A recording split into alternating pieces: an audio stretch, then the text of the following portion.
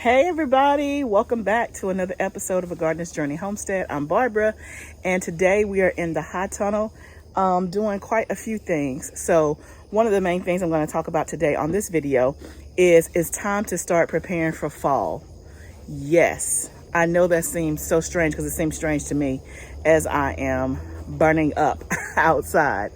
But yes, even in the throes of July, it is start thinking about your fall garden and planting. If you don't do a fall garden, then I definitely encourage you to, because to me, it's much easier in the fall. Number one, you just don't have as much pest pressure. And so it's just easier to maintain. It's a great time to garden. But we also, you see hubby is in the high tunnel as well, doing a couple of other things. I'll show you a couple of things that we're doing today, and then I'm going to focus in on the fall planting and my thoughts around that. And I'm going to start some seeds for the fall. I'm going to tell you the secret crop that I'm going to do. The crop is not secret, but I'm going to reveal to you which crop I'm actually starting today for the fall. And then we are going to finish wrapping up about the succession planting that I talked about in the last video. So if you didn't see my last video on succession planting, you definitely want to go check that out. But let me take you around and show you all the things that we're going to get done today. So one of the first things we're doing out here today is amending this bed. So this is the bed that had the Yukon Gold potatoes in it. And I just remembered I never brought you guys back to show you the result of the Yukon Gold potatoes. So I actually ended up, I did have potatoes. Remember, I was a little concerned because they weren't doing as well. But remember, I left them in there for like another 2 to 3 weeks. And when we harvested, we had, if I had to guess, it was probably 5 pounds, so not a ton. But it's so funny because the very next day we were going to my brother's house for 4th of July celebration, and I made the potato salad from those Yukon Gold potatoes, and they were raving about it. So yes.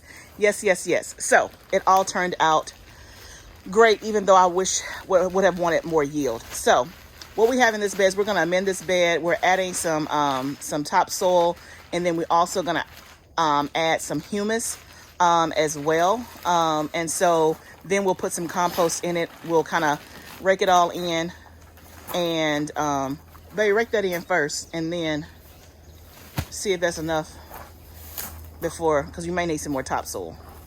So we're going to do that. And amend this bed. We'll put in some earthworm. Well, no, I already put in earthworm castings already in there.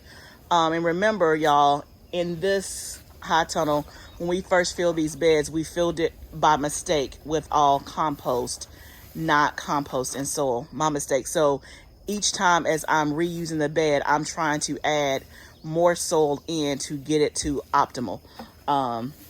So that's what we're doing there. So he's just gonna rake this in, and then we'll see if we have enough topsoil, and then we'll add in the humus and the compost, and this bed will be ready to plant. And I'm not quite sure yet what I'm gonna plant in here yet, but we're gonna get it ready so that we will be ready when I decide.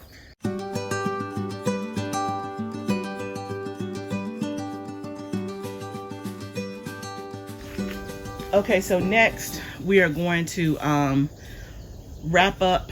I wouldn't say wrap up. We're gonna finish the succession planting that I talked about in the other video. I say finish, there still may be more, but basically what you see my husband doing is putting 2 tomato plants in this bed, and then we're going to also put 2 tomato plants in another bed. So remember, I talked about that these tomato plants, as you can see, they're pretty established. So they've probably been going already 6 weeks, right? So they're pretty established. They have a great root system. They're already tall, so it's not going to take long for them to start producing, right? So remember, we talked about in the succession planting video, it gives you the opportunity to have multiple successions of the same crop, right? So I'm not necessarily starting tomatoes in July, but I started them, but I'm now transplanting them into the ground because I started them like 6 to 8 weeks ago. Right, so I still am going to be within my window and be able to have tomatoes before the first frost comes. So that's one of the benefits of the succession planting. So remember I told you I had 4 left over from the back of my house. I planted, I think, 8 in the back of my house. I have 4, so we're going to put 2 in that first bed I showed you, and then the other 2 are going to go in another bed. And I'll take you over there and show you what that's going to look like as well. So the other 2 is going to go in this bed here. This is where I had some nasturtiums and they died. And so we're going to put 2 tomato plants there, 1 on each end. And y'all, I don't even know what kind of tomato plants they are because they were cuttings. I think some of these were, and so I don't remember. I just, as I was cutting suckers or pruning the tomato, I just took it and re-rooted it. And I talk about that in another video as well. So it'll be a surprise, but we know it's a tomato. So one last thing I want to say about the succession planting, because again, I have open space, you know, the whole bed is not open, but I have space where those nasturtiums died. Because I have plants already ready to go, I can kind of just plug and play and pop them in there, which is beautiful, right? Beautiful. So I'm feeling productive so far, but let's get to the real deal. Let's talk about fall planting. So today I'm starting some seeds for 2 reasons. One, more succession planting, right? So I'm gonna be starting some seeds for that and planting some, but I want to talk about the fall and the things that you can start thinking about in the fall. As a reminder, I'm in zone 7A. And so my estimated first frost date is around October. I think it's October the 19th. So when you think about, just like we did when we started planning for the summer, you want to look at your first frost date and then see what crops you want to plant for the fall. And then you can just back yourself out. So today, my secret crop that I'm starting, this is the first time, and I'm hoping for success, is I'm going to start my Brussels sprout seeds, right? I love Brussels sprouts. I have not successfully grown them yet. I've grown them, I've tried twice. And last year, or this past fall, I got further than I did the first year. So I actually saw Brussels sprouts, but then they got eaten by insects. And they never really got big. They were really tiny. Well, Brussels sprouts has like 110 to 120 maturity date, right? So it takes 4 months. So by me starting them now in July, that gives me the time for them to be able to be produced, to start producing in the fall, right? Versus last time I started them like maybe in October, in November, right? And so I'm going to try this. And I saw this on someone else's garden page who's in a similar zone. And she said she starts her Brussels sprouts in July, and that's the secret. So that's what we're going to do. So I'm going to head over to the seed starting table, start getting stuff ready, and I'll show you which ones I'm going to do. Okay, guys. So at the seed starting table, as you can see, I've already started filling it up with my soil. This is like so reminiscent, right? I haven't like started seeds like this in a while, right? But let me just tell y'all this. This is a side note. I don't know if y'all can see this, but my cups are clean. So one of the things I want to encourage you is to make sure as you finish one season, so to speak, of starting your seeds, clean your stuff, right? Clean your cups, clean your trays, because soil, old soil and old bacteria can get in there. And before you start a new batch, you want to clean. And so my daughter is home from college. So this is actually a job I gave my daughter to do, and I paid her to do it, right? Because I got a lot of pots. I got a lot of stuff. So she's done half of them, but it's so nice that my cups are like clean and I feel like I'm starting fresh, and they're not old and grungy with all the stuff in it. So again, just a little added benefit. Clean your stuff in between seasons. And especially if you're not going to do a fall garden, make sure that you clean your stuff as you put it away for the next season. Okay. So I'm just filling up my pots, but let me show you the Brussels sprouts that I'm going to do.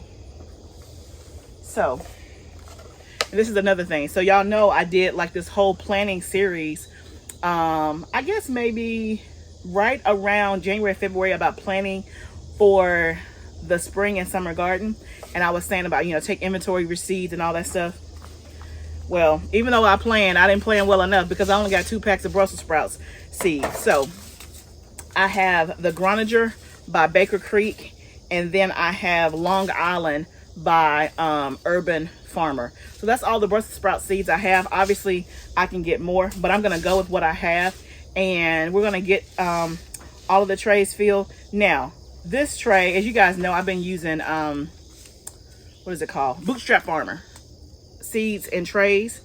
I'm not going to do 32 trays of Brussels sprouts because I like Brussels sprouts, but I don't love them that much. So we're not going to do that many Brussels sprouts. I'll probably do, I don't know, maybe, I don't know, 6 to 8 plants. And then the rest of what I'm going to do, so this is the Brussels sprouts for the fall. But I'm also going to push the limit, and I am going to do some butternut squash. Now, I'll probably just go ahead and put the butternut squash in the ground is what I'm thinking. Y'all, I think that's what I was going to use that raised bed for. I just remembered. I'm going to do the butternut squash. I'm just going to go ahead and direct seed it instead of starting seeds. It's better direct seeded. So scratch that in here. So I'll do the butternut squash in the bed that we just amended, right? So when I say pushing the limit, it has like a, I want to say 100-day maturity date, and I'm at like 97 days. So I'm off by like maybe 6 or 7 days or so, but we're going to push the limit and see if we can get some squash. Okay. And then, back to starting the seeds. I'm going to also start some more flower seeds, some more zinnias. It's becoming like one of my favorite flowers. And for the first time, last night, I actually came out to the high tunnel and I harvested flowers for the first time. It was dark. It was late. So I didn't take you with me, but I will take you on a video with me harvesting flowers. But it's the very first time I harvested my own cut flowers.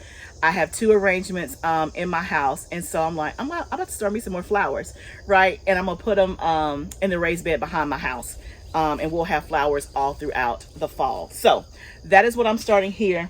In terms of other things that I'm going to plant for the fall, obviously I'm going to do cabbage, I'm going to do broccoli, I'm going to do lettuce, I'm going to do kale, I'm going to do spinach, and I'm going to try radish for the first time, and I'm going to do some beets. So those are kind of like the 7 or 8 that I'm planning for the fall. I'm only starting the Brussels sprouts today just because they have a long maturity date. The cabbage and lettuce I'll probably start in mid-August. And again, all I'm doing is looking to see what is their maturity date, and then I'm backing up from my last frost date and doing it that way. Okay. So, but today it's all about the Brussels sprouts. So I'm just going to time lapse this as I get everything ready and do my Brussels sprouts and the zinnia seeds, and we will have started officially fall preparation planting. Okay.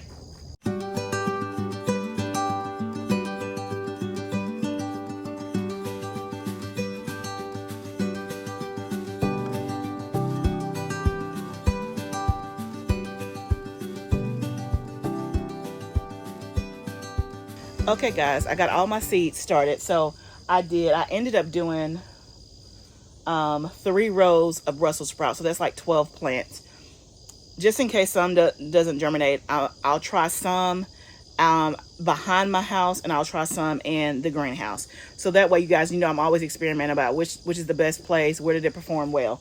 So I did 12 of those. The rest are zinnias. I did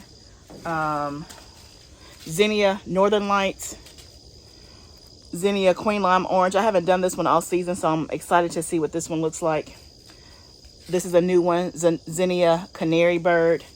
And then this is from the dollar store, zinnia Giants of California Mixed Colors. So that's what makes up the rest of this tray. So I'm excited about that. I'm going to water it. No, normally I water my soil before I put the seeds in, but I didn't do that this time. It's going to be fine. And so the only last thing that I have to do now in terms of succession planting and fall planting preparation for today is to do my squash. Now, y'all, pray with me on my squash, right? Because I think, like I said, it's 105 day. Got like 98 days left. But because it's going to be in the greenhouse, I'm hoping it's going to be okay. I may even throw some in the outside garden just to see what happens, right? So I have the honey nut squash that I have tried twice. Well, the last time I did it in the wrong season, so that's why that didn't work.